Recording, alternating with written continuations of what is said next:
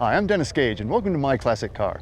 Well, this week we're in New Mexico for the Fe Concorso, the Dennis Gage edition. How cool is that? This is a special event in a very special place. There's so much going on here, from the kickoff party at the hangar at Santa Fe Airport on Friday night, 49 Cessna 170A. gathering of the cars on the plaza Saturday morning, and then a mountain tour up to Cerrillos, this beautiful Old West town, culminating here at the Concours in Los Campos. I'm telling you, it's spectacular, and I've experienced it all. Let me show you what I've been up to.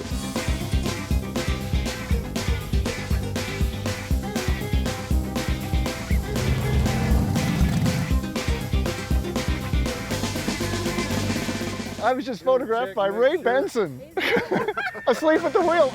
He's my hero. Dennis, how you doing? Hey, good to see you, Dennis. This is gonna be easy, Dennis. That's right, we can't forget our names. No, what a magnificent show, what a magnificent venue. Oh, thank you so much. Yeah, this is a special place, Santa Fe. It's enchanting, one might say. It is, very much so. The land of enchantment. But this is your, what, 7th year? This is our 7th year. Yeah, we're very proud of that. And it just gets better and better each year. Everything you do over these 3 days is all really special. This is a boutique Concours d'Elegance. I think that's the best way to describe it, because it is so unique, and it's got just a really special vibe.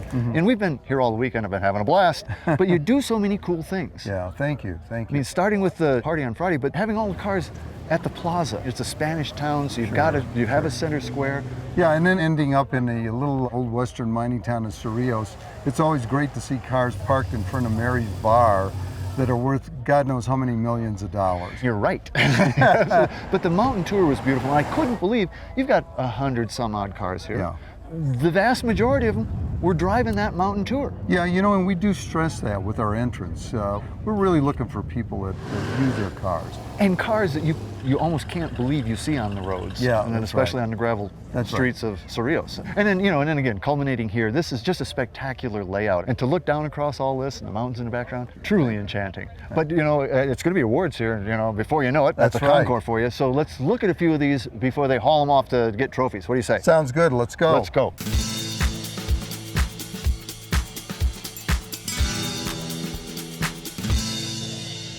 Alberto, this is a mighty pretty car. Well, thank you. I'm glad you like it. This is an interesting car because it's a 57 Aston Martin DB24 Mark III. Did I get that right? This was the end of the 2.4 line, and they ended up actually just calling them DB Mark IIIs for short. So it's kind of a transitional car, though, right? That's right. I mean, it's definitely a transition from the DB24. This grille is very similar to what you see in 1960 in the DB4, and then DB5 and DB6. Kind of became the signature grille almost. Yeah, it's exactly right. This car only had 3 factory options. One was these fog lights. The second was gurling discs in the front. I noticed the discs, yeah. That's right. And then the third, it's this cheesy little piece of leather that holds a tire gauge. But I bet you paid for that. So was it an aluminum bodied car? It is indeed. It's all aluminum bodied car. As I recall, that scoop is for the passenger compartment area, right? That's exactly right. And the interior's just so beautiful too. Oh, it is. They had a beautiful, very compact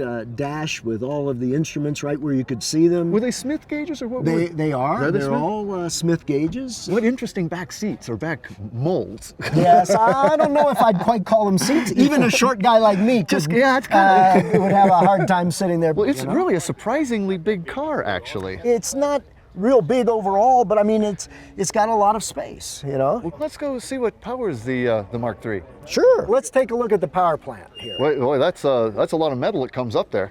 That is spectacular. 2.995 dual overhead cam, essentially 3-liter, 6-cylinder engine. 2 SU carbs. For a car that you drive, and I know you drive them, this is magnificent. Well, I just drove it 1,000 miles, but I did spend a couple hours cleaning it up yesterday. Just a couple, I bet. Everybody remembers the iconic DB5 in the Goldfinger movie, right? Absolutely. The novel was written in 1959, before the DB5 even existed. So this is what James Bond drove in the novel. But by the time the movie came out in 65, they didn't want him driving a used car. Right, exactly. So Alberto, this is just beautiful. It's a 1957 Mark III for short. Yes. 2.4 Mark III Aston Martin. Beautiful. Thanks for Thank bringing you it up. so much. And thanks for driving it. All right. Oh yeah, they're no fun unless you drive They're them. no you fun know? unless you drive them.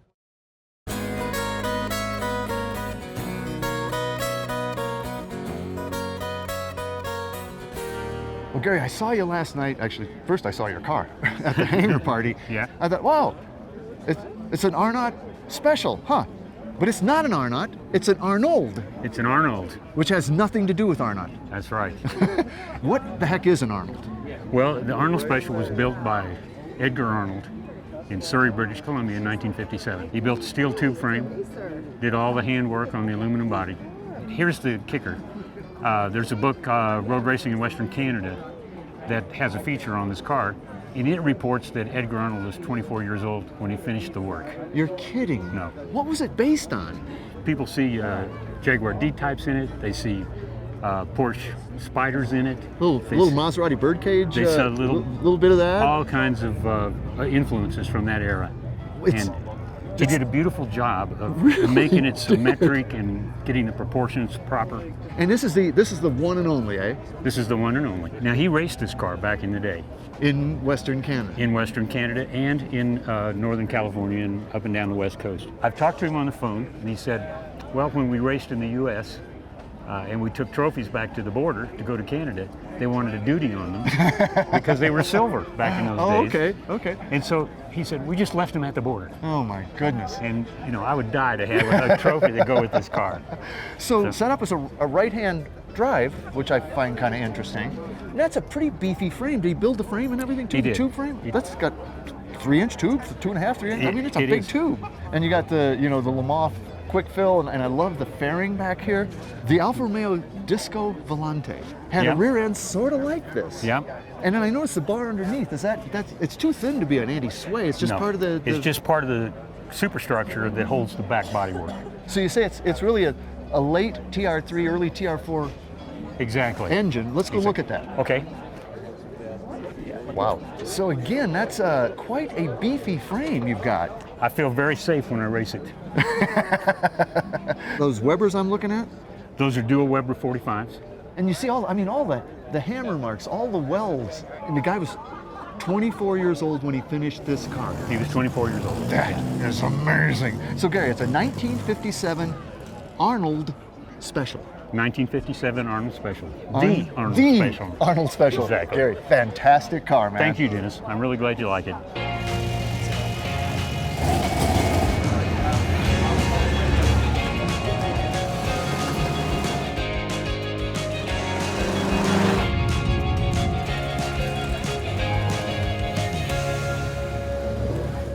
So Gary, I saw this car down on the plaza this morning. Like, man, it was beautiful. This is actually a Glasspar. Yes, Is sir. that right? 1953. This is a fiberglass body car. Yes, sir. That's early fiberglass. I Yes. mean, back in early 50s, you only had two cars that I can think of.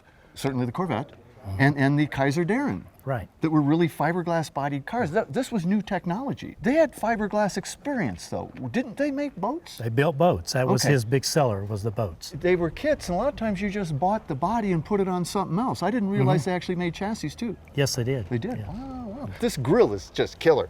That looks cast, is it? It is cast aluminum. And this is actually a G2. G2. By the badge there, huh? What's the color? That is a 1956 Chevrolet or GM color called Sierra Gold. One of the really beautiful highlights in this car is this peak here that then fades in the hood. And picks up again in the back. Man, I mean, the design on this is really beautiful. And kind of a MGA? Jaguar, maybe? Jaguar, yeah, 120. And you got Stewart Warner gauges.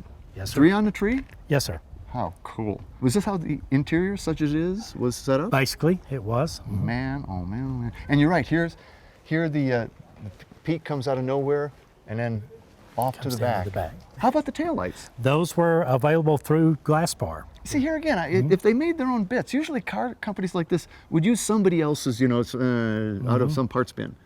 But it's amazing. You already said it came originally with a Hemi, which is what that V is. That's actually a DeSoto V, isn't it? It is. It was off the quarter panel of a 1955. Wow. Well, let's go look and see the engine you put in this baby. Okay.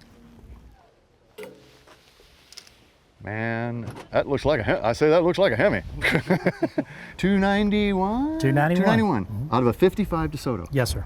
3 on the tree, though, that's obviously not a torque flight. What's the transmission? 40 Ford. 40 Ford. Oh man, it just looks incredible. Is it fun to drive? It is. It is fun to drive. Does she handle well, or is it kind of like I mean, some of these 50s sports cars are really kind of like trucks. Yeah, no, it handles pretty good. So a 1953 Glasspar G2 powered by a 291 Hemi. Correct. Wow. Thanks for bringing it out, Gary. Yeah, thank you. That's something.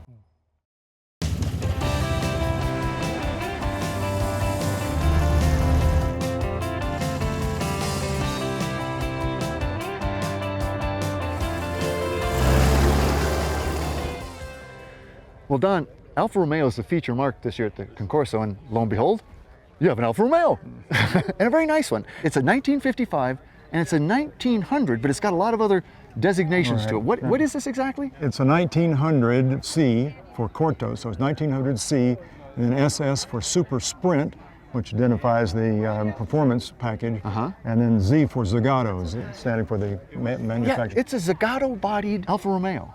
Yes, exactly. Do they all come with 2 scoops? It all depended on what the person who bought the car ordered. The reason for the scoops and the high hood is because the engine itself is quite tall. Really interesting interior, too. This red car with a blue interior. It works in a strange way. Yes, it does. People who have good color vision tell me they see purple in the red. And that does kind of look like it, yeah. And that's how it ties and in. And these seats, the slatted seats, that was stock. This is a sport version. This is very lightweight. The seats, everything is designed for racing and to keep the weight down. Is that the tank over there? Oh yeah, all the original instruments, and then that thing just in front of the shift lever is a dynometer. I've never seen one of those. Well, you probably won't. You see these on a lot of cars of that period. A lot of manufacturers use these lights. Alfa Romeo, Zagato didn't make their own lights. They just got them from some other source and put them on their cars. Beautiful. Let's go look at the engine. See why those scoops are up there. Sure. Oh, yeah, now I see. That's a tall engine. That is a tall engine, especially this intake. This is really an interesting texture. I mean, it almost looks fuzzy. Yeah, well, it's like felt. Crackle finish. That's the way they did it on a lot of mid-50s European cars. What's the displacement? It's 1975 cc's, so 2 liters. 2 liter. Yeah, but dual overhead cam. Dual overhead cam. Looks like you're still running a generator too. Oh yeah, this is before alternators. Oh yeah. So Don, she's a 1955 Alfa Romeo 1900. Let's see, CSSZ. That's Did correct. I do it right? That's correct. That's nice. Correct. That's what correct. a great car. Thanks for bringing it out, man. Well, thank you, Dennis.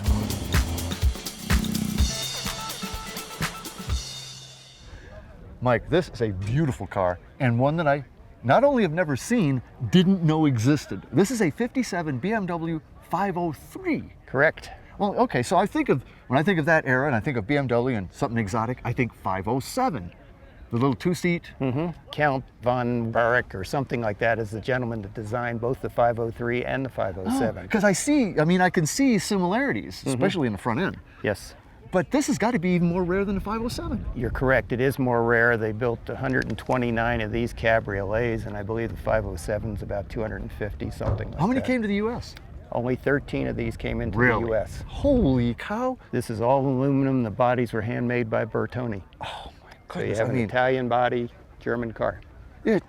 Well, you know, and it kind of looks that way. What an interesting color, too. Was this the original? This is the original BMW palette. So this is actually a cabriolet. So the top goes down, but the windows roll up. Power top, power windows, all hydraulic. Really? Yes. What a beautiful interior. We were at a Concourse, so this has got to be all correct. This is all correct. All correct. And we had a complete car to start with. That's the beauty of it. Well, absolutely. All the knobs, buttons, everything. I mean, it's just beautiful. And this trim here, the kick up, there's so much detail in this. She says V8. This was powered by the same V8 as the 507? The identical engine, yes. Wow. I love that engine. Let's go look at it. Okay. Lift that aluminum hood there, Mike. Yes, sir. Doesn't take too much effort, Doesn't does take much effort. That's gorgeous. Beamer V8, and she's still running a generator? Yes. Wow. How does this run? I mean, and drive? Is it a pretty nice car? Oh, it's very smooth. And this really does look a lot like the engine compartment of a 507. It doesn't look a lot different. Probably the same thing. Boom, what a fit too. That's BMW. Have you been to the Santa Fe Concorso before? Yes, this is our 6th year, and we just love it. What is not to love? This is beautiful, isn't it? This venue is just fantastic. You can't beat it here at what, 7,000 feet or so, but I'm telling you, it's nice. And speaking of nice, 1957 BMW 503 Cabriolet. Correct.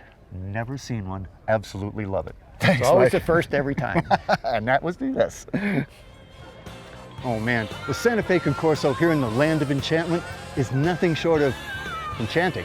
This is an event that everybody should experience at least once. Check it out.